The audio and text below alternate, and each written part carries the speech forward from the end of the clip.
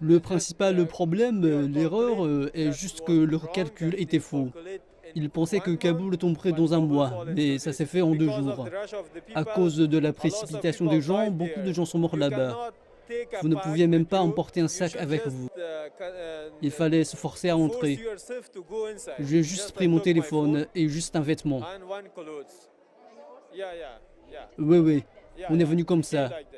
Il n'y a pas de bagages, car avec les bagages, la chance de passer la porte, zéro. Selon Miled, certains de ses homologues dans d'autres ambassades ont été informés des points de rendez-vous et ont également été transportés à l'intérieur de l'aéroport de Kaboul. Cependant, a-t-il dit, lui et ses collègues n'ont pas reçu un de la vie.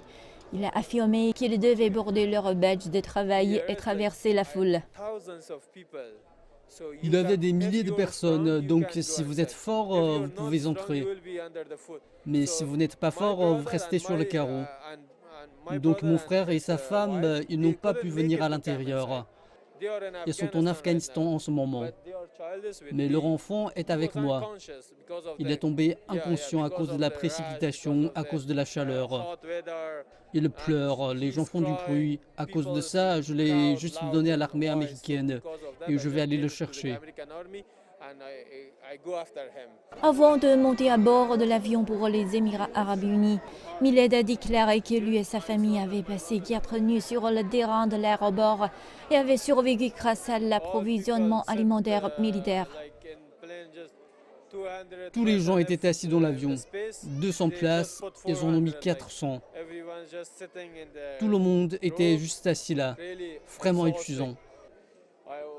J'étais avec l'enfant. On a passé la nuit à dormir, puis on se réveillait soudainement et pleurait à cause du bruit de l'avion, de l'aéroport. Il a eu très peur.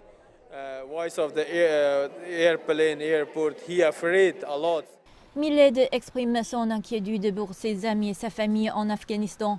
Il a appris que 3 d'entre eux avaient été tués dans les attentats suicides à l'extérieur de l'aéroport de Kaboul il y a 3 jours.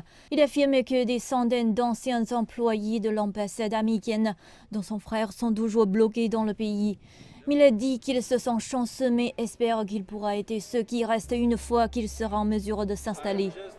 Je souhaite juste atteindre rapidement l'Amérique et m'asseoir, me reposer. Puis je commencerai à travailler. Nous trouverons du travail pour subvenir aux besoins de ma famille en Afghanistan.